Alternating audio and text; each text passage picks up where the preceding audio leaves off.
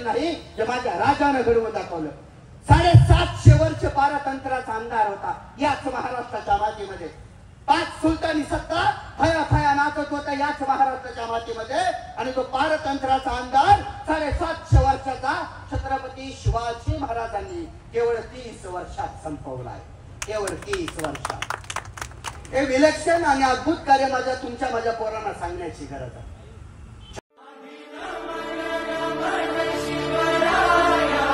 महाराजांची जयंती या ठिकाणी साजरी करतो.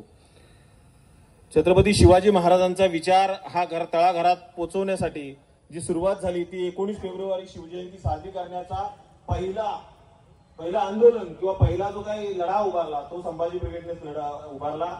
आणि ज्या वेळेस शासनाने जाहीर नव्हतं केलं 19 फेब्रुवारी शिवजयंती शासनाने जाहीर केली नव्हती त्याच्या अगोदर 2 वर्ष चिपळूणमध्ये छत्रपती शिवाजी महाराजांची जयंती तारखेप्रमाणे 19 फेब्रुवारीला साजरी केली जात होती.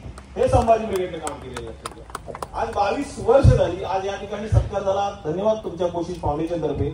आम्ही आतापर्यंत हेच काम केलेलं आहे. सर्व जाती धर्मातल्या लोकांना एकत्र येऊन म्हणजे शिवाजी महाराजांनी जे काम केलं तेच आतापर्यंत झालं पाहिजे आणि तेच लोकांपर्यंत गेलं झाले. मला काही जास्त काही बोलायचं नाहीये पण हा माणूस इतका लोकांच्या हृदयात का बसलाय.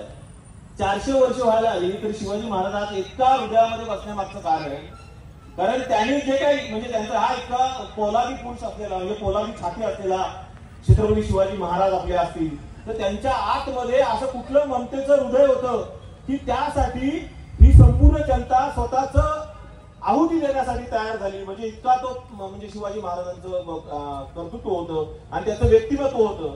याचं एक उदाहरण म्हणजे त्यांच्या बाबतीत इतिहासाबाबतीत अनेक गोष्टी पोतळाला सांगितलं. पोतळा काढला हेच सांगितलं गेलं आतापर्यंत.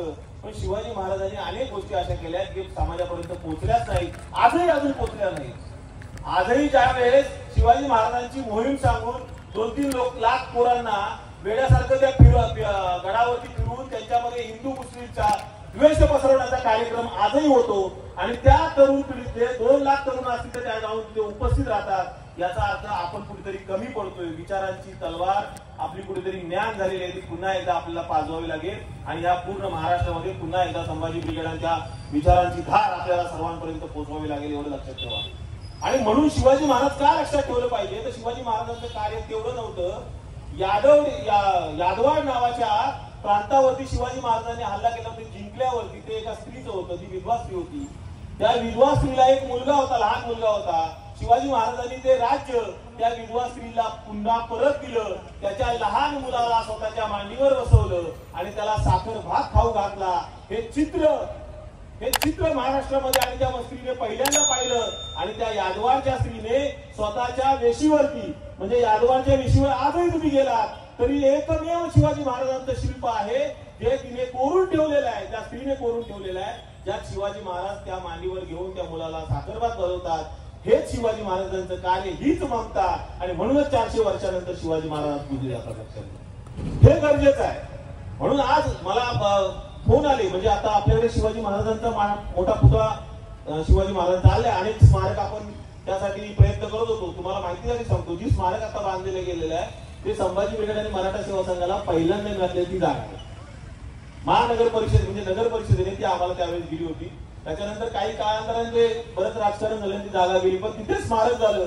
हे आमच्या दृष्टीने खूप चांगलं कारण आमच्या डोक्यात देखील तिथे स्मारक व्हावं आणि म्हणून अनेकांचा स्मारक तिथे झालंय तर एकच शिवजयंती व्हावी म्हटलं. 25 वर्ष परंपरा आहे या शिवजयंतीला.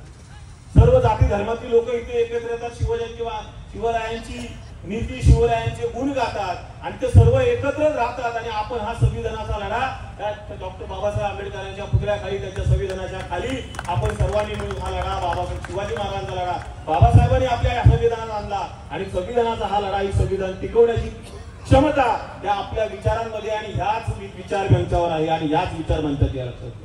त्यामुळे हे संपवलं जाणार नाही. मला एकजण म्हटलं अरे काय दादा तुम्ही असं काय केलं तुम्ही हे बंद केलं पाहिजे.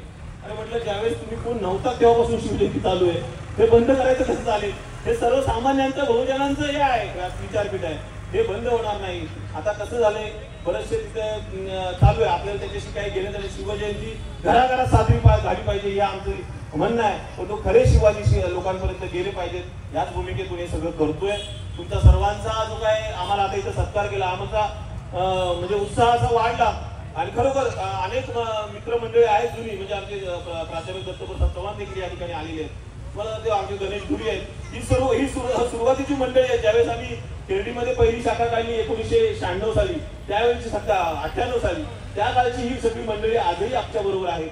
काय होतं, कधी कधी आपण विचारांची लोक घेताना ती गर्दी आणि गर्दीला बघून काही वर्दी साजणारी लोक येतात, तशी वर्दी साजणारी लोक ही काही काळ टिकत नाहीत आणि ती निघून जातात, तशी निघून गेलेली आहेत. पण त्याचा हा जो विचार आहे आणि ही जी विचारधारा आहे ती कायम आहे, ही ठाम आहे आणि ही कायमच राहणार आहे. आणि ती जबाबदारी आपली सर्वांची आहे. तुम्ही सर्वांनी ती आनंदाने इथे येऊन आम्हाला तुम्हाला प्रोत्साहित केलं, त्याबद्दल तुमचं सर्वांचं मनपूर्वक अभिनंदन. वक्ते महाराज, तुमचा उशीर झालेला आहे आम्हाला कळतोय, आणि तरी देखील तुम्ही ते आता शिलभद्र जाधवांना 1-2 शब्द सांगायचं होतं, तर मला वाटतं ठीक आहे, त्यांनी पण थांबलं. आता थोडक्यात तुम्ही पण आता जास्त वेळ झालेला आहे, त्यामुळे तुमचं व्याख्यान चालू करा असं मी तुम्हाला विनंती करतो. धन्यवाद.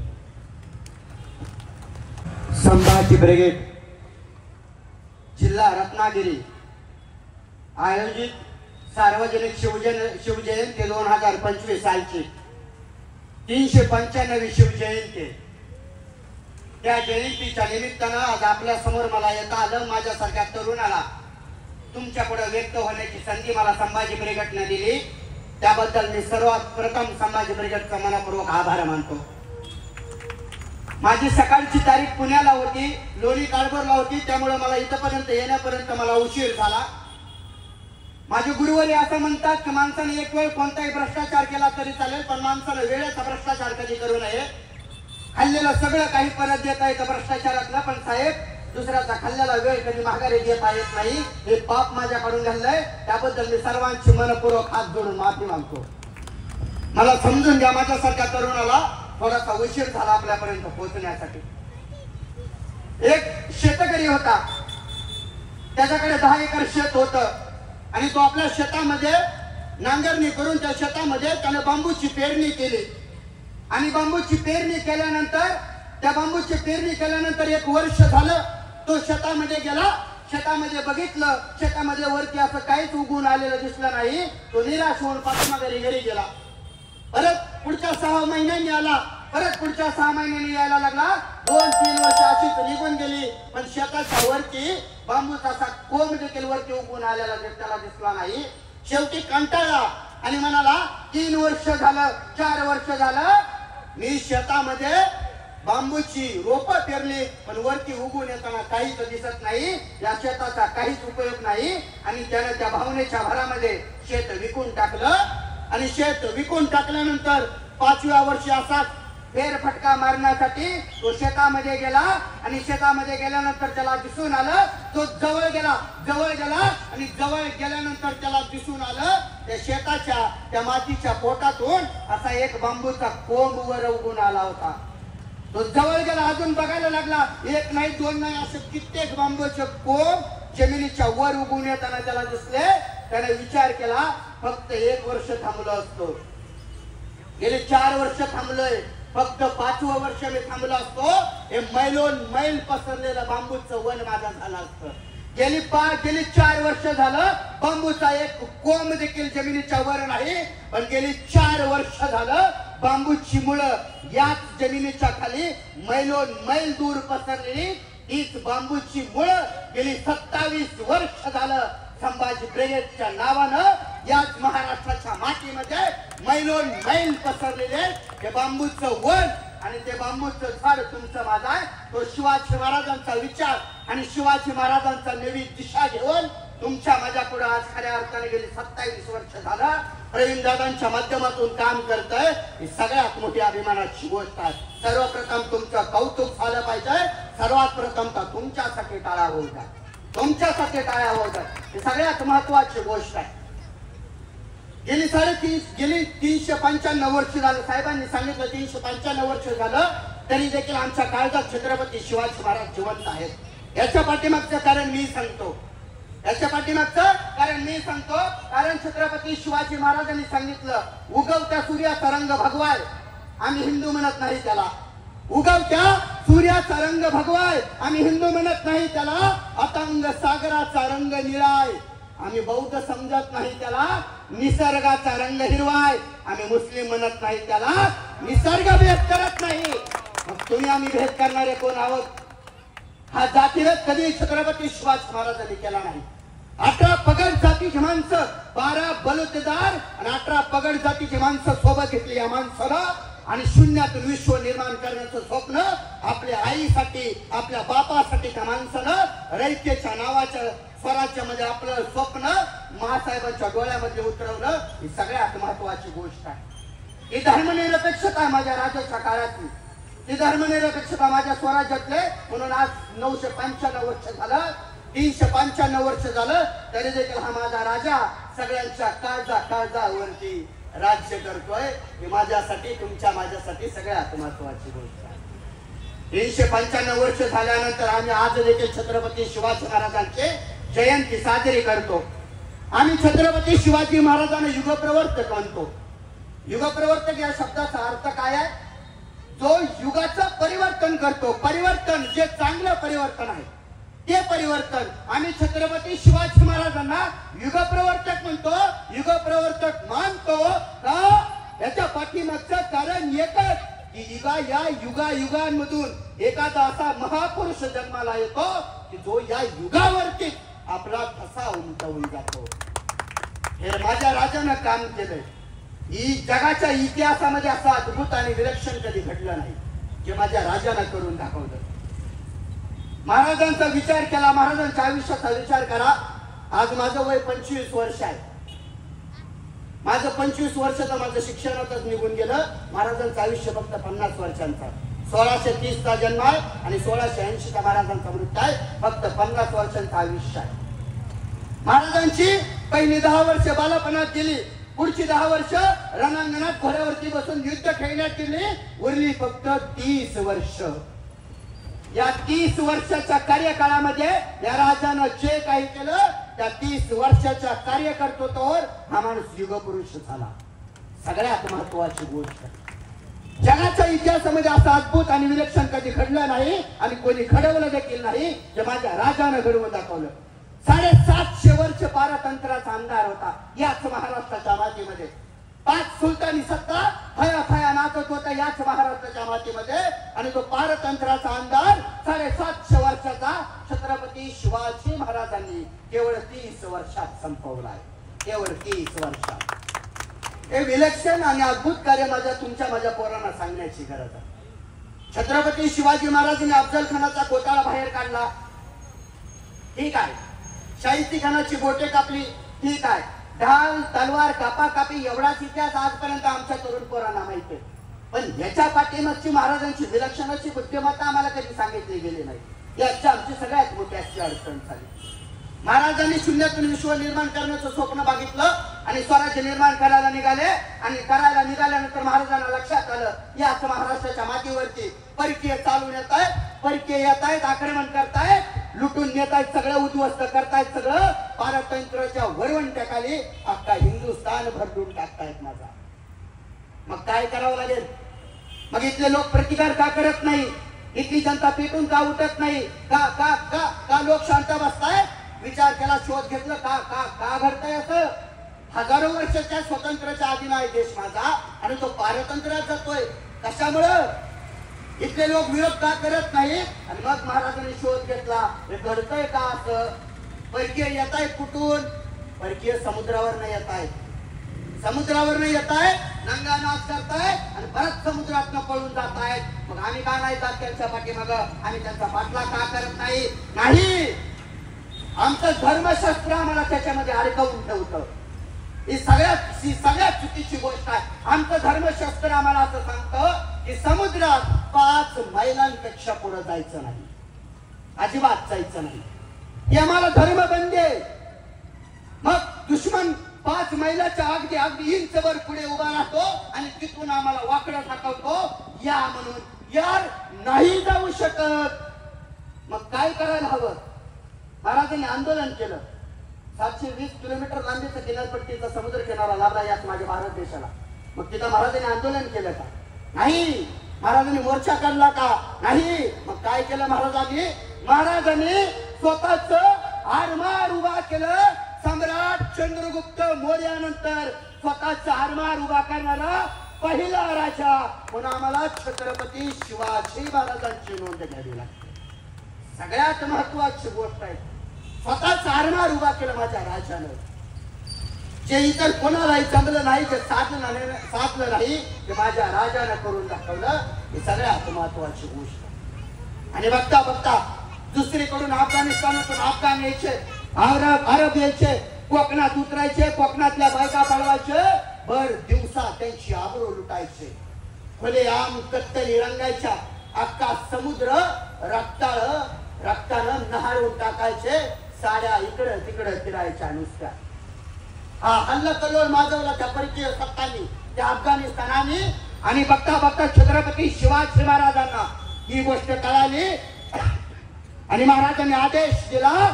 दौलत खान आणि मायनाथ भंडारी हे महाराजांचे आरमार प्रमुख होते. आणि महाराजांनी तात्काळ आदेश दिला, मायनाथ भंडारी हाजीर हो. आणि बघता बघता दौलत खान आणि मायनाथ भंडारी महाराजांपुढे पेश झाले. आणि महाराजांनी सांगितलं, दौलत खान हे जर 200 अरब हे अफगाणिस्तान इथं जर परत आले आणि ह्यांनी इथं जर काही येऊन पातक केलं, आई बहिणीची आबरू जर लुटली, तर दौलत खान याचं पाप तुमच्या माथी बसेल. काय निष्ठा आहे त्या राजाची. ज्याला काम सोपवलंय त्याच्यावर त्या पापाची जबाबदारी देखील दिली, म्हणजे काम चोख झालं पाहिजे. ही निष्ठा माझ्या मावळ्यांच्या मनात आहे आणि तो आत्मविश्वास माझ्या राजाच्या डोक्यात आहे. आदेश दिला आणि बघता बघता महाराजांचं आरमार अरबांच्या जहाजाचं पाठलाग करत सुटलं असं बेभानपणे पळत सुटलं. पार समुद्रात गेलं मराठ्यांचा आरमार आणि अरबांच्या जहाजाचा पाठलाग करत. युद्ध झालं समुद्रात. काही अरब कापले गेले, काही मारले गेले, पण 200 अरब किती 200 अरब जिवंत हाताशी लागले. 200 अरब मायनाथ भंडारीने आणि दौलत खानने ते महाराजांपुढे पेश केले. 200 अरब.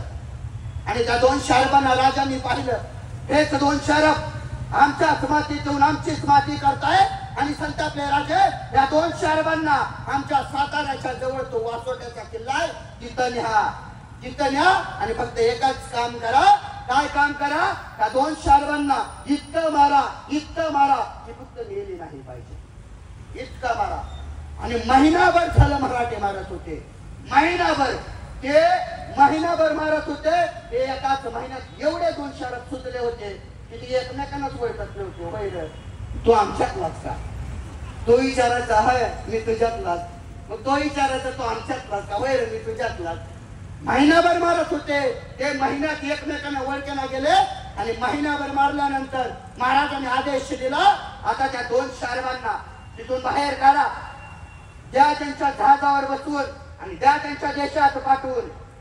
पण कोंडाजीचा डोक्यात प्रश्न आला लगेच. आता तुमच्या देखील आला असेल. आता 200 अरबांना महाराजांनी पकडले, महिनाभर मारले, फक्त मरू दिलं नाही. आणि महाराजांचा आदेश काय आहे? आता त्या 200 अरबांना त्यांच्या जहाजावर बसवा आणि द्या त्यांच्या देशात पाठवा.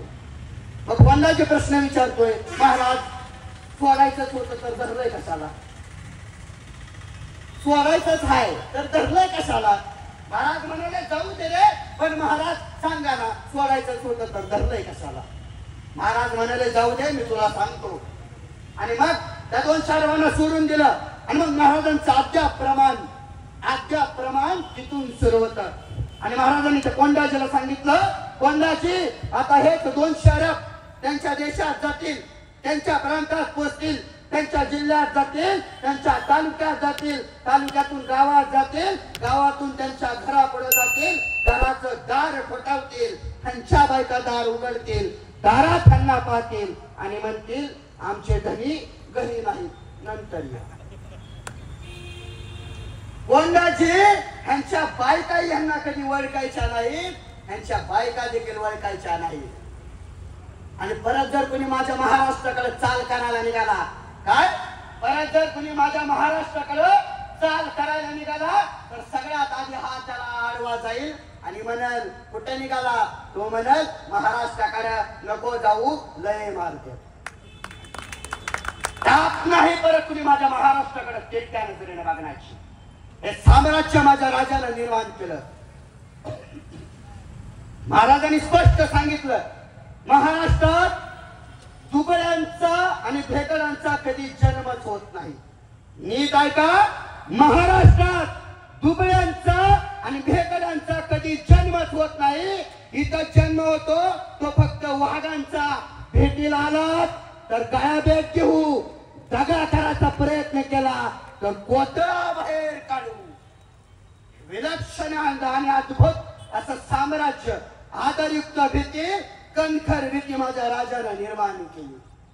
आज माझ्या तरुणाईच्या वाट्याला कोणत्या गोष्टी येतात, कोणत्या गोष्टी येतात आज माझ्या तरुणाईच्या वाट्याला. माझ्या माढा तालुक्याच्या जवळ एक आडेगाव नावाचं गाव आहे सर. त्याच आडेगावातली समोर अशा 3 दिवसानं 3 घटना घडल्या. आडेगावात पहिली घटना घडली, एक मुलगी मोबाईलच्या इतकी आहारी गेली की ती गेम खेळायला लागली आणि गेम खेळता खेळता अचानक तिने एक चाकू ऑनलाईन मागवला आणि स्वतःच्या गळ्यावरती फिरवला. पोलिसांनी चौकशी केली, त्यावेळी त्या पोलिसांच्या लक्षात आलं की ते पोरगी पबजीच्या नादी लागली होती आणि शेवटचा टास्क होता तो चाकून गळा कापण्याचा. त्याच पोरीनं त्या मोबाईलच्या नादापायी स्वतःचा गळा कापून घेतला. ही पहिली घटना. दुसरी घटना धाराशिव जिल्ह्यातली दुसरी घटना, एक 8वीतला पोरगा आहे. तुमच्या माझ्या वर्षभराची काय प्रगती असते ती प्रगती पुस्तकावर असते आणि ते प्रगती पुस्तक घरी आपल्या वडिलांकडे दिलं जातं, वडिलांची सही घेऊन या म्हणून. त्या पोराला त्या प्रगती पुस्तक दिलं, तो पोरगा घरी घेऊन प्रगती पुस्तक गेला, पण त्यानं त्याच्या वडिलांची खोटी सही केली आणि वर्गात आल्यानंतर शेजारच्या पोरीनं त्याचं नाव सांगितलं शिक्षकांना आणि वडिलांची खोटी सही केली. रागाच्या भरात त्याच पोरानं, नीट ऐका, आमची तरुणाई कुठे चालली, रागाच्या भरात शिक्षकांना त्या पोरीनं नाव सांगितलं म्हणून त्या पोरानं 10वीतल्या पोराला 100 रुपयाची नोट दिली आणि त्या 10वीच्या पोराला सांगितलं तिच्यावरती बलात्कार कर म्हणून. एवढी फोकावलेली अंधश्रद्धा, एवढी फोकावलेली आमची मानसिकता, एवढं डोकं आमचं पोखरलं कशामुळे पोखरलं. आणि परत आज त्याच माढा तालुक्यात एक 9वीतला पोरगा, आपला बाप RTI मध्ये कामाला आहे, त्याच बापाची पिस्तूल घेतो, खुर्चीवर बसतो आणि डोक्याला गोळी लावतो, गोळीचा बार करतो, गोळी धडाड वेगळी होते, तो पोरगा तिचा जिवंत मिळतो. त्या 3 घटना याच माढा तालुक्यातल्या गेल्या आठवड्याभरात घडल्या. की दुर्दैव नावाची गोष्ट आहे. माझी तरुणाई कशाच्या आहारी चालली. तुमच्या आमच्या वडीलधाऱ्या माणसांची, तुमच्या माझ्या मायबापांची आणि तुमच्या माझ्या आईंची जबाबदारी. आपले लेकरू काय करतं, आपले लेकरू काय सर्च करतं, आपले लेकरू काय मोबाईल मध्ये बघतं आणि आपल्या लेकरूच्या इंस्टाग्रामच्या अकाउंटवरती काय गोष्टी चालतात हे तुम्हा आम्हाला बघणं सगळ्यात गरजेचं आहे. कारण आकाशात उडणाऱ्या गरुडाचं सामर्थ्य हे त्याच्या पंखांमध्ये असतं. आकाशात गरुडबाराने घेणाऱ्या त्या ह्याचं सामर्थ्य त्याच्या पंखांमध्ये असतं. भर वेगात धावणाऱ्या हरणाचं सामर्थ्य हे त्याच्या पायामध्ये असतं. वनात आणि जंगलात फिरणाऱ्या सिंहाचं सामर्थ्य हे खऱ्या अर्थानं त्याच्या हातात आणि नखात असतं. आणि खऱ्या अर्थानं त्याच देशाचं सामर्थ्य हे खऱ्या अर्थानं तुमच्या माझ्या तरुणाईमध्ये जिवंत आहे. हे जर देशाचं सामर्थ्य, आम्ही देशाला महासत्ता होण्याच्या दिशेने वाटचाल करतोय, आम्ही महासत्ता होण्याची स्वप्न बघतोय, पण आमची तरुण आज याच गोष्टी करत असतील तर मला वाटत नाही की आम्ही, माफ करा, मला कधीच वाटत नाही की आमचा देश कधीतरी महासत्ता होईल. माफ करा, कधीच होणार नाही. आमच्या देशाचं, आमचं सळसळतं रक्त जर असं खराब होत असेल तर मला आपली माफी मागितल्याशिवाय मला दुसरं काम नाही. माझी पोरं शाळेमध्ये जातात, आम्ही शाळेमध्ये गेलो, आम्ही शाळेत जातो, आमची पोरंही शाळेत जातात. आम्ही शाळेत गेल्यानंतर प्रार्थनेला उभं राहायचो, आमची पोरंही प्रार्थनेला उभं राहतात. आम्ही प्रार्थनेला उभं राहिल्यानंतर राष्ट्रगीत म्हणायचो या देशाचं. आज आमची पोरंही या देशाचं राष्ट्रगीत म्हणतात. या देशाचं राष्ट्रगीत कुणी लिहिलं या देशाचं राष्ट्रगीत? रवींद्रनाथजी टागोर या देशाचं राष्ट्रगीत ज्यांनी लिहिलं. किती उंचीचा माणूस आहे तुम्हाला माहिती आहे त्याची? 5 फूट उंची आहे त्या माणसाची, पण जागतिक कीर्ती तुम्हाला माहिती नाही. जगातला सर्वोत्तम पुरस्कार जो नोबेल नावाने ओळखला जातो, तो नोबेल नावाचा पुरस्कार त्या टागोरांना प्राप्त आहे. तो जागतिक कीर्तीचा माणूस ज्यानं भारत देशाचं राष्ट्रगीत लिहिलं जे तुम्ही आम्ही आमची पोरं ताट कण्यानं आणि ताट मानेनं म्हणताय ते रवींद्रनाथ टागोर एके दिवशी जपानला गेले आणि जपानला गेल्यानंतर जपानच्या पत्रकारांनी टागोरांभोवती घेरा घातला. का घेरा घातला तर एवढा जागतिक कीर्तीचा माणूस नोबेल पुरस्कार विजेता आज आमच्या देशात आलाय. आमच्या देशाला काहीतरी फायदा होईल, आमच्या देशाला काहीतरी चार गोष्टी कळतील याच्यासाठी पत्रकारांनी घेरा घातला आणि एक एक प्रश्नांची सरबत्ती चालू केली. पण रवींद्रनाथ टागोर प्रत्येक प्रश्नाला उत्तर देत राहिले. पण पुढच्या कार्यक्रमाला जायचे असल्यामुळं टागोरांनी त्या पत्रकारांना विनंती केली आणि म्हणाले, पत्रकारांनो मी तुम्हाला एक विनंती करतो, एका वाक्यात मला उत्तर देता येईल असा प्रश्न मला विचाराल का. काय विनंती केली त्या माणसानं. नोबेल पुरस्कार विजेता तो माणूस आहे, तो माणूस विनंती करतोय की एका वाक्यात मला उत्तर देता येईल असा प्रश्न तुम्ही मला विचाराल का. तसा पत्रकारांनी प्रश्न विचारला. तुम्ही ज्या भारत देशातून आलाय तोच भारत देश जागतिक महासत्ता होण्याचे स्वप्न पाहतोय, जागतिक महासत्ता होण्याच्या दिशेने वाटचाल करतोय. त्या तुमच्या माझ्या भारत देशाची ओळख नेमकी काय हे एका शब्दामध्ये सांगा. त्यावेळेस रवींद्रनाथ टागोर हसतात आणि म्हणताय, काय म्हणतात, तथागत गौतम बुद्ध यांचं तत्वज्ञान, तथागत गौतम बुद्ध यांचं तत्वज्ञान आणि छत्रपती शिवाजी महाराजांचा पराक्रम ही माझ्या भारत देशाची ओळख आहे. नोबेल पुरस्कार विजेत्या माणसाला जर माझ्या छत्रपती शिवाजी महाराजांचा पराक्रम सांगताना या देशाची ओळख जर सांगावी लागत असेल तर तो तुमच्या माझ्यासाठी अभिमानाचा क्षण असल्याशिवाय राहणार नाही. सगळ्यात महत्वाची गोष्ट आहे. पुढे जाऊन सांगायचं झालं तर सुभाषचंद्र बोस एका सभेमध्ये बोलत असताना त्यांना एकाने प्रश्न केला की सांगा सुभाषचंद्र बोस, तुम्ही भारतातून महाराष्ट्रात आला आणि महाराष्ट्रातील तुम्हाला छत्रपती शिवाजी महाराज माहित आहेत. मग समजा छत्रपती शिवाजी महाराज अजून जरी फक्त 10 वर्ष जगले असते तर काय झालं असतं. काय प्रश्न विचारलाय सुभाषचंद्र बोस, सांगा छत्रपती शिवाजी महाराज फक्त अजून 10 वर्ष जगले असते तर काय झालं असतं. तर सुभाषचंद्र बोस सांगतात छत्रपती शिवाजी महाराज केवळ 10 वर्ष जगले असते तर त्या दिल्लीच्या तख्तावरती संभाजी ब्रिगेडचा भगवा कधीच फरकला असता. ही सगळ्यात मोठी ताकद आहे त्या माणसाची. असे कित्येक अनुभव तुमच्या माझ्या वाट्याला आहेत. असे कित्येक गोष्टी माझ्या शिवरायांच्या अख्खं जग माझ्या शिवरायांचा अभ्यास करतायत. जगातले 114 राष्ट्र माझ्या छत्रपती शिवाजी महाराजांवर संशोधन करतायत. जगातले 114 राष्ट्र माझ्या छत्रपती शिवाजी महाराजांचा अभ्यास करतायत. मग जगावर राज्य करणारी अमेरिका म्हणते, जगावर राज्य करणारी अमेरिका म्हणते तर आमच्या देशात छत्रपती शिवाजी महाराज जन्मले असते तर आम्हाला सुपरमॅन, स्पायडरमॅन, बॅटमॅन यासारख्या काल्पनिक पात्रांची कधी आम्हाला गरजच पडली नसती. का तर आम्ही शिवरायांसारख्या सर्व शक्तिमान आणि सर्व चरित्रवान अशा महापुरुषाला डोक्यावर घेऊन नाही डोक्यात घालून नाचलो असतो. मग म्हणून तर तीच अमेरिका ज्या महाराष्ट्रात छत्रपती शिवाजी महाराज जन्मले तिथल्या लोकांना मात्र पाठीमागच्या साईडला खेचते. हे सगळ्यात दुर्दैव आमचं. का तर आम्ही खऱ्या अर्थानं छत्रपती शिवाजी महाराज कधी समजूनच घेतलेला. आज आमची तरुण पिढी हळूहळू वाढते. तरुणांचा कल कोणत्या गोष्टीकडे हे आम्ही पाहतोय. आज मध्यंतरी तो पुष्पा नावाचा पिक्चर आला, गाडीवाला पुष्पा, झुकेगा नाही चालावाला. माझ्या तरुणाला जर विचारलं तुमचा आदर्श कोण आहे तर माझ्या तरुणाचं ते लहान पोरग सांगतं त्या पुष्पा नावाचा पिक्चर मधला तो अल्लू अर्जुन, तो पुष्पा माझा आदर्श आहे. पण त्या पोराला घरी जाऊन सांगा, काय सांगा, नीट ऐका, त्या पोराला घरी जाऊन सांगा याच महाराष्ट्राच्या मातीमध्ये जन्माला येऊन, काय याच महाराष्ट्राच्या मातीमध्ये जन्माला येऊन दिल्लीश्वर बादशाहच्या आग्र्याच्या दरबारात जाऊन स्वाभिमानाला ठेच लागले म्हणून त्याच औरंगजेबाच्या आग्र्याच्या दरबारावरती लाथ मारणारा माणूस भगव्याला सलाम करत पुन्हा पुढे न झुकत महाराष्ट्रात पाठीमाघारी आला. ते छत्रपती शिवाजी महाराज तुमच्या माझ्या पोरांचे आदर्श असले पाहिजे. समोर मरण दिसतंय, तुळापूरच्या वधस्तंभाला बांधले छत्रपती संभाजी महाराजांना. साक्षात समोर मरण दिसतंय. लालबुंद तप्त साऱ्या डोळ्यांमध्ये घुसताय. कुणीतरी येतंय गुडघ्याच्या वाट्या काढून जातंय, कुणीतरी येतंय अंगावरची कातडी सोडतंय, कुणीतरी येतंय बोट कापून जातंय, कुणीतरी येतंय नाही ते अत्याचार करून जातंय. आणि अचानक हे सगळं करून देखील कुणीतरी अचानक येतोय आणि संभाजी महाराजांवर मिठाचं पाणी टाकतोय, नुसता जाळ आणि धूर संगत होतो. पण माझा राजा एवढं सगळं होऊन देखील कधी त्या राजानं ऊ केलं नाही ना चू केलं नाही. तो सर्जा डोळे कापले तरी त्या माणसानं डोळे कधी कुणासमोर झुकवले नाही. त्या माणसाची मान कापली पण मान कुणा पुढे वाकवले नाही.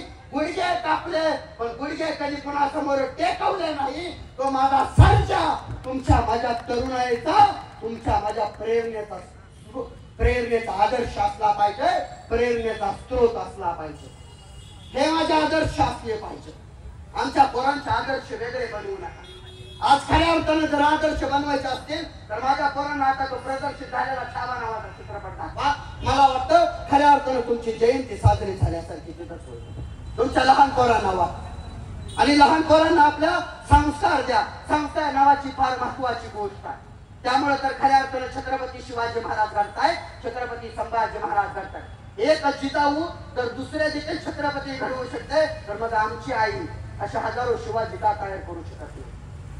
त्याच्यासाठी दुसरे शिवराय आम्हाला जर तयार करायचे असतील तर सगळ्यात आधी दुसरी जिजाऊ आणि दुसरे शहाजीराजे तयार झाले पाहिजे. याच्या पाठीमागचं कारण देखील सांगतो, त्याचं विश्लेषण करतो. कारण शहाजीराजे परकीयांकडे गुलामगिरी करत होते. आदिलशाही मुघलशाही त्यांची परकीयांची चाकरी करत होते आणि तोच शहाजीराजे याच रयतेच्या, याच महाराष्ट्राच्या मातीमध्ये रयतेचं स्वराज्य पुन्हा एकदा यावं, ते आपण निर्माण करावं याची स्वप्न दिवसा ढवळ्या बघत होते. आणि तेच स्वप्न उराशी पाठीशी बाळगून छत्रपती, तेच स्वप्न उराशी बाळगून शहाजीराजे एकदा परकीयांचं सैन्य आपल्या पाठीशी घेऊन कोल्यावरती टाच मारून जंगलात निघायला गेले. आणि जंगलात गेल्यानंतर पाठीमागं परकीयांचं सैन्य आहे. उराशी स्वराज्याचं स्वप्न आहे. डोळ्यांमध्ये जिजाऊंची ओळख व्हायला चालू आहे. जिजाऊंची ओळख कुठेतरी होईल, ती माता आपल्याला सापडेल जिच्या पोटीमध्ये या स्वराज्याचा छत्रपती जन्माला येतील, ती आशा आणि ती उराशा घेऊन पाठीशी बाळगून शहाजीराजे जंगलात निघाले. आणि जंगलात गेल्यानंतर अचानक समोरून एक वाघ येतो आणि तोच वाघ आल्यानंतर वाघ पळत पळत येतो. आता समोर वाघ आल्यानंतर कुणाला भीती वाटायची नाही, कुणाला भीती वाटायची नाही. आणि अचानक समोरून पळत पळत वाघ आला म्हणून शहाजीराजे झाडाच्या आडोशाला गेले आणि लपून ते सगळं पाहायला लागले. पण वाघ पळत पळत आला आणि अचानक जमिनीवर आदळला आणि लोळायला लागला. शहाजीराजेला काही कळेना, वाघ पळत पळत आला आणि अचानक लोळायला कसं काय. मग पुढे जाऊन बघावं असं त्यांना वाटलं म्हणून पुढे थोडेसे सरकवले तर त्यांच्या लक्षात आलं वाघाच्या त्या पायामध्ये एक काटा रुतलाय आणि त्या काट्यानं त्या वाघाला चालायला तो पळायला अडचण यायला लागली आणि रक्तानं तो बंबाळलाय वाघ. हे सगळं पाहत होते शहाजीराजे. पण पुढे जाण्याचं धाडस होत नव्हतं का, शेवटी वाघच आहे, तो कधी हल्ला करू शकतो, तो काटा काढतो हटत नव्हतो होऊ शकतो. म्हणून शहाजीराजे मागे सरसावले. हे सगळं बघत होते. तेवढ्यात एखादी तरुणी तिथून आली. तरुणी हातामध्ये अशी शमशेर अशी तलवार घेऊन आली, कंठर त्या बाणाची अशी तेजस्वी तरुणी समोरून आली आणि त्या वाघाच्या जवळ गेली. शहाजीराजांना काही कळेना. शहाजीराजांना भीती वाटायला लागली. अरे मला इथे, मी राजा असून मला इथे भीती वाटते. इथं तर ही तरुणी अक्षरशः त्या वाघाच्या जवळ गेले आणि जवळ गेल्यानंतर ती वाघाच्या पाठीवरून अलगद हात फिरवते. 2-3 वेळा प्रेमाने हात फिरवते आणि त्या वाघाच्या पायातील काटा अलगद काढून घेते. हे कोण पाहतंय? हे शहाजीराजे बघतायत सगळे. त्या तरुणीने काय केलं, त्या वाघाच्या पायातला काटा काढला, अलगदपणे काढला. वाघ टणकन उभा राहिला आणि पुन्हा त्या तरुणीने वाघाच्या पाठीवरून हात फिरवला आणि वाघ टणकन उभा राहिला की वाघ आपल्या दिशेनं वाटचाल करून गेला. महाराजांच्या डोक्यात प्रश्न आला, शहाजीराजे काय विचार करतायत?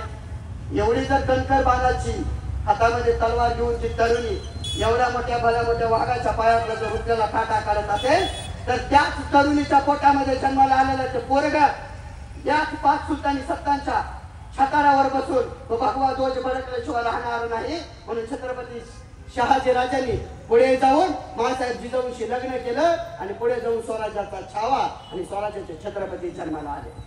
सगळ्यात महत्वाची गोष्ट आहे, ती आम्हाला कुठेतरी कळली पाहिजे. पण मला कधीतरी विचार करावा वाटतो की खरंच छत्रपती शिवाजी महाराज जन्माला आले नसते तर साहेब काय झालं असतं? सांगा ना, छत्रपती शिवाजी महाराज जन्माला आले असते तर काय झालं असतं? आज इथं तुम्ही आम्ही बसलो असतो? तुमच्या माझ्या पाठीशी काही ताट झाले असते का? नाही. स्वामी विवेकानंद जर जन्माला आले नसते तर तुमच्या माझ्या भारताची संस्कृती जगभर कधी फडकली असती? सावित्रीबाई फुले जर बिहेवाड्यामध्ये शिकवायलाच गेल्या नसत्या तर आज तुम्ही एवढ्या महिला इथं बसला असता? महात्मा फुले यांनी स्त्री शिक्षणाची दारं कधी उघडलीच गेली नसती तर काय झालं असतं? स्त्री कधी शिकल्या तर नसत्या.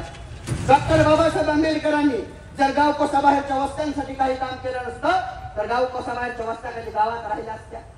नाही. या सर्व माणसांनी, या सर्व महापुरुषांनी काम केलं म्हणून आज तुमच्या वाट्याला हे सुखाचं भाग्य आलं. आता जर आम्ही काही नाही केलं तर तुमच्या माझ्या पोरांच्या वाट्याला कोणतं भाग्य येणार? ही सगळ्यात मोठी अडचण आहे. हे सुखाचं भाग्य जर आणायचं असेल तर आमच्या पोरांवर लक्ष ठेवलं पाहिजे. आमच्या पोरांवर लक्ष ठेवून त्यांना डोळ्यांसमोर ठेवलं पाहिजे. ही सगळ्यात महत्वाची गोष्ट आहे. आणि किती दिवस एकाच छत्रपती शिवाजी महाराजांची आम्ही जयंती साजरी करायची? एकच छत्रपती शिवाजी महाराज गेले 395 वर्ष झालं आम्ही त्यांची जयंती साजरी करतोय का? आहे उत्तर कोणाकडे? किती वर्ष झालं? 395 वर्ष झालं याच रयतेच्या एकाच रयतेच्या राजाची आम्ही जयंती साजरी करतोय का? छत्रपती शिवाजी महाराजांनी याच्यासाठी नव्हता प्रपंच मांडला की वर्षातून माझी 3-3दा जयंती साजरी झाली पाहिजे. अजिबात नाही. छत्रपती शिवाजी महाराजांनी आपल्या कर्तृत्वाचा प्रपंच एवढ्यासाठी मांडलेला की माझ्या या पराक्रमातून माझ्यासारखे हजारो शिवाजी इथं तयार झाले पाहिजे. पण दुर्दैवाची गोष्ट आहे, गेल्या 395 वर्षात आम्ही एकही दुसरे शिवराय तयार करू नाही शकलो. ही आमची आजची सगळ्यात मोठी अडचण. विद्यापीठ महाराजांच्या काळात नव्हती का? होती. सिम्बॉसिस होतं, MIT होती, कोल्हापूर विद्यापीठ होतं, सोलापूर विद्यापीठ होतं, पुणे विद्यापीठ होतं. एकही विद्यापीठ नाही, एकही महाविद्यालय नाही, ना क्लासेस नाही, काही नाही. का होते? Chowpatty classes, coaching classes. एकही कोचिंग क्लासेस नाही. तरी देखील माणसं मोठी झाली का? का सर मोठी झाली? कारण संस्कार नावाचं विद्यापीठ मासाहेब जिजाऊंकडे होतं, त्या प्रत्येक आईकडे होतं. म्हणून त्या विद्यापीठात जरी नसली तरी त्या काळातली माणसं मोठी झाली. ज्ञानोबा असो, तुकोबा असो, तुकाराम असो, कोणी असो, छत्रपती शिवाजी महाराज असो, या छत्रपती संभाजी महाराज असो, माणसं मोठी झाली संस्काराच्या बळावर. आज आमची पोरं काय करतायत? आज आमच्या पोरांच्या वाटेला कोणती गोष्ट येतात? आमच्या आज पोरं काय शिकतायत? आमची पोरं इंजिनियर बनतायत. इंजिनियर बनल्यानंतर आमची पोरं काय करतायत? पूल बांधतायत. पुढे जाऊन त्या पुलाचं काय होतं? पाण्यात घालून, पुलाखालून पाणी जाण्याच्या ऐवजी पाण्यातून पूल वाहून जात होतो. हे आमचे इंजिनियर. रक्षण करता आणि म्हणून त्या डॉक्टरांना मानतो आणि तो डॉक्टर आमच्या किडनॅप करणारा ठरतो. डॉक्टर आमचं शिक्षण आम्हाला डॉक्टर बनवेल, इंजिनियर बनवेल, पण माणूस त्याचं नेमकं काय करायचं? माणूस म्हणून बनलं पाहिजे. श्याम ज्यावेळेस आंघोळ करून बाहेर आला आणि आईला म्हणाला, आई पदर टाक खाली. आई म्हणाली, अरे वेळाय का? अगं म्हणाला, आई माझे पाय घाण होतील ना, आत्ताच तर मी आंघोळ केली, माझ्या पायाला घाण लागेल ना. मग त्या आईनं आपला पदर खाली टाकला. श्यामनं त्या पदरावरती पाय ठेवले आणि पाय पुसत ती श्यामची आई श्यामला म्हणाली, श्याम. काय म्हणाली? श्याम, पायाला घाण लागू नये म्हणून जसा जपतोस ना, जशी मनाला देखील घाण लागू नये म्हणून सुद्धा जप हो. असे श्याम आज किती घराघरात तयार होत आहेत? एकही नाही. ते श्याम तयार झाले पाहिजे. ते पराक्रम गाजवणारे छत्रपती शिवराय तयार झाले पाहिजे. तो कणखर बाणा असलेले छत्रपती संभाजी महाराज तयार झाले पाहिजे. ही आजची आमची अडचण आहे. ती आम्ही तयार केली पाहिजे. आमच्या पिढीचं, आमच्या वडीलधाऱ्या माणसांचं काम आहे ते. आमची पोरं मोठी व्हावी यासाठी आमच्या मोठ्यांना देखील कधी काळ पोर व्हावं लागतं. लक्षात घ्या. तुमच्या पोरांना मोठं व्हायचं आहे ना, तर तुम्हाला देखील लहान झालं पाहिजे. त्याच्या गोष्टी तुम्ही समजून घेतल्या पाहिजेत, तेव्हा तुमचं पोरगं मोठं होईल. ही सगळ्यात महत्वाची गोष्ट. तो संस्कार नावाचा जो विद्यापीठाचं जे काम आहे का, ते काम तुमच्या आईबापांनी तुम्ही केलं पाहिजे तुमच्या पोरांवर.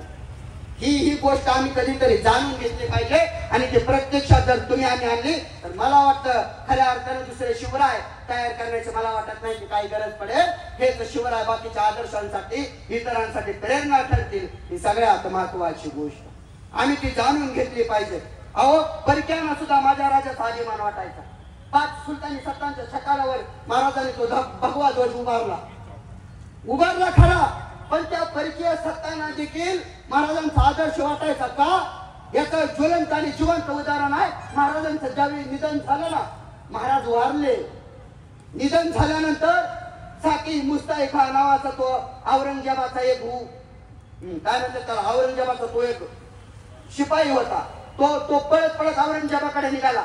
आणि औरंगजेबाकडे का पळत पळत निघाला तर महाराजांचं निधन झालंय, महाराज वारले. औरंगजेबाच्या पायातला काटा कधीच निघून गेला म्हणून तो पळत पळत औरंगजेबाकडे निघाला. आणि औरंगजेबाला हुजूर हुजूर काफर नजहिनारत, काफर म्हणजे नरकाला गेला. हो कोण? तसा औरंगजेब म्हणाला कोण नरकाला गेला? तसा तो साकी मुस्ताई का म्हणाला, हुजूर शिवा भोसले नरकाला गेला. तसा औरंगजेब शांतपणे उठून उभा राहिला. औरंगजेबाची कृती बघा. औरंगजेब शांतपणे उठून उभा राहिला. स्वतःची नमाज पढायची चटई त्याने खाली अंतरली, त्याच्यावर गुडघे टेकून बसला, नमाजाच्या रुकात बसला.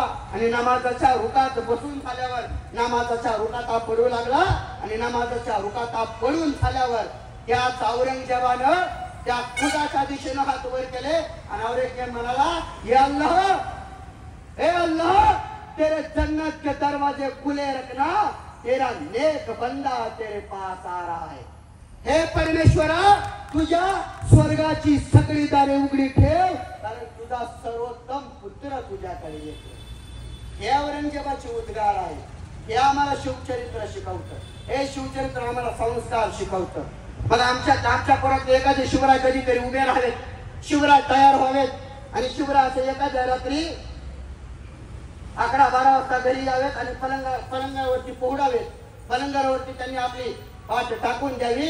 आणि मासाहेब जिजाऊंनी विचारावं, राजे 11 वाजले, एवढा वेळ कुठं होता? राजांनी सांगावं, एखादा मनोरंजनाचा कार्यक्रम होता, तो मनोरंजनाचा कार्यक्रम बघून आलो. आणि त्यावेळेस मासाहेबांच्या डोक्यामध्ये ती पाल चुकावी आणि मासाहेबांना विचार पडावा, मनोरंजनाचा कार्यक्रम म्हणजे बाया नाचवणारा तो कार्यक्रम नाही ना. ती जर जिजाऊ इथं खऱ्या अर्थानं तयार झाली ना, तर मला वाटत नाही की पाल कधी चुकवेल. आणि तोच संस्कारांचा संस्कार पेठ मासाहेब जिजाऊने राजांना काय दिला, राजे तुम्हाला बाया नाचवणारा नाही, राजे तुम्हाला बाया नाचवणारा नाही, तर बाया वाचवणारा राजा व्हायचा. हे संस्कार माझ्या राजानं त्या आईच्या उदरातून घेतले. इथं जन्मलेल्या त्या लहान पोराला सांगायची गरज नाही आहे, त्या छोटीला सुद्धा सांगायची गरज नाही की छत्रपती शिवाजी महाराज कोण आहेत आणि त्यांचा इतिहास नेमका काय. सणावळ्या महाराज कोण आहे ते सगळं आमच्या लहान पोरांना माहिती. सगळं मध्यंतरी गेल्या वर्षीच्या शिवजयंतीच्या निमित्तानं सोलापूर जिल्ह्यामध्ये कळमन नावाचं गाव आहे. त्या कळमन गावामध्ये मी व्याख्यानाच्या निमित्ताने गेलतो. व्याख्यानाला अर्धा तास पुरेसा होता, वेळ भरपूर होता. म्हणून एका आजोबांनी मला विनंती केली की आपण आमच्या घरी चला, चहा पाणी घ्या आणि मग आपण व्याख्यानाचा कार्यक्रम सुरू करू. म्हणून मी त्या बाबांच्या घरी गेलो, चहा पाणी घ्यायला लागलो. तेवढ्यात बाबांचा नातू एवढासा 7-8 वर्षाचा तो पळत माझ्याकडे आला. माझ्या खिशातून त्याने मोबाईल घेतला पण माझ्या मोबाईलला लॉक होतं, त्याला लॉक काही उघडलंच नाही. मग त्यानं वॉलपेपरवरती छत्रपती शिवाजी महाराजांचा फोटो बघितला. आणि जसा फोटो बघितला ते पोरगं स्वतःच्या बापाकडे पळत गेलं. आणि बापाला म्हणा लागला, दादा हे बघा छत्रपती शिवाजी महाराज. एवढं 7-8 वर्षाचं पोरग आहे, त्याला छत्रपती शिवाजी महाराज कोण आहे माहितीये. पण माझ्या मनात पाच चुकली, त्याला छत्रपती शिवाजी महाराज माहित आहे, त्या अर्थी ह्याला इतिहास देखील माहित असेल. म्हणून या पोराला परत बोलवलं आणि त्याला म्हणालो, तुला छत्रपती शिवाजी महाराज माहित आहे आणि महाराजांचा इतिहास माहित आहे का, सांगशील का? ते 7-8 वर्षाचं पोरग असं कणखरपणे उभं राहिलं. माझ्या डोळ्यात डोळे घालून बघायला लागलं आणि मला सांगायला लागलं, ऐका सर. म्हणाला, काय म्हणाला? ऐका सर, शत्रूंच्या कानात विस्तव टाकला एका भिकाऱ्यानं. काय म्हणतंय ते 7-8 वर्षाचा पोरग मला? शत्रूंच्या कानात विस्तव टाकला एका निकारानं. मी आलमगीर औरंगजेबानं आजवर बाळगलेल्या स्वाभिमानाच्या ठिकऱ्या केल्या त्या निकारानं. तो निकारा म्हणजे छत्रपती शिवाजी महाराज आहे. स्त्री म्हणजे पार्वती, स्त्री म्हणजे स्वराज्याच्या देवारातील देवता, तिच्या पदराकडे हात घालणाऱ्याची गय केली जाणार नाही, असा अग्नीचा तडतडणारा आवाज म्हणजे छत्रपती शिवाजी महाराज आहे. त्यांनी 5 सुलतानी सत्तांच्या छताडावर बसून याच महाराष्ट्राच्या मातीमध्ये भगवा ध्वज फडकवला. तो भगवा ध्वज म्हणजे छत्रपती शिवाजी महाराज आहे. आणि गनिमी काव्यांच्या तंत्रांचा आत्मा म्हणजे छत्रपती शिवाजी महाराज आहे. आणि पुढे जाऊन एवढंच 7-8 वर्षाचं पोरग काय वाक्य म्हणतंय, गेली 27 वर्ष झालं.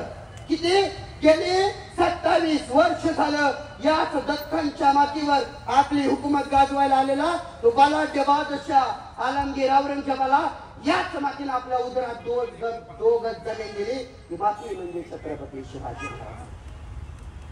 माझ्या युवलेच्या पोरांना सांगायची गरज नाही छत्रपती शिवाजी महाराज, पण संस्कार घडवणं हे तुमचं माझं काम आहे.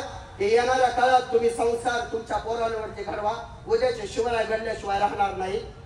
अजूनही विचारांसारखं बोलण्यासारखं खूप काही आहे, पण प्रवासामुळं माझं डोकं थोडंसं येवायला लागलं. त्यामुळे मी माझ्या विचाराने इथं थांबवलं तर काही परवानगी आहे. त्यामुळे मी माझ्या विचारांना थोडंसं इथं थांबवतो आणि आपल्या सर्वांना पुनश्च विनंती करतो की आपण आपल्या जागेवरती उठून उभा राहावं. त्या छत्रपती शिवाजी महाराजांचा आम्ही 395वी जयंती साजरी करतो. ज्यांचा विचार आणि आमच्या डोक्यामध्ये घेऊन चालतो त्या छत्रपती शिवाजी महाराजांचा जयघोष आज खऱ्या अर्थाने जयंतीच्या निमित्तानं तुम्ही आम्ही करूया. की मला वाटतं ही शेवटची महाराजांना मानवंदना असेल. आणि मला नक्कीच वाटतं इथून पुढे या चिपळूणमध्ये धर्मनिरपेक्षता काय आहे हे वेगळं सांगायची मला खऱ्या अर्थानं गरज वाटत नाही, कारण माझं सांगायचं राहून गेलं. या चिपळूणमध्ये आल्यानंतर ज्या चौकाचं नाव डॉक्टर बाबासाहेब आंबेडकरांचे नावानं आहे, ज्या चौकाचं नाव डॉक्टर बाबासाहेब आंबेडकरांच्या नावानं आहे आणि ज्या नाक्याचं नाव बहादूर खान नावाच्या नाक्यानं आहे, तिथं मला वाटतं धर्मनिरपेक्षता छत्रपती शिवराय सांगण्याची मला वाटत नाही गरज नाही. सगळ्यात महत्वाची गोष्ट सगळ्यांनी आपापल्या चप्पल थोड्याशा बाजूला साराव्यात. आदरयुक्त मानवंदना छत्रपती शिवाजी महाराजांना आपण 395व्या जयंतीच्या निमित्तानं तुमच्या माझ्या मनातील तो भाव, तुमच्या माझ्या मनातील ती प्रेरणा आणि तुमच्या मनातील तो आदरयुक्त प्रेम भाव महाराजांना अर्पण करूया.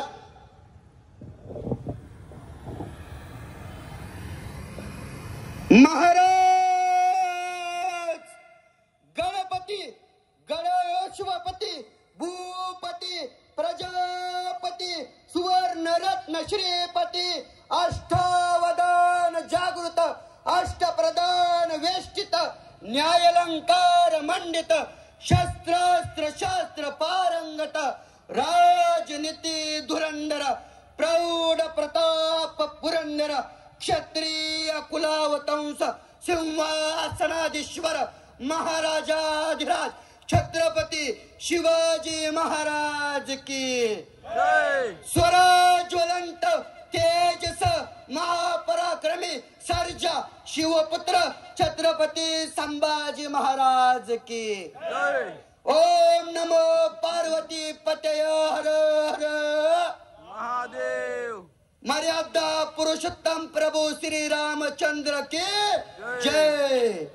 मनपूर्वक धन्यवाद. जगदंब.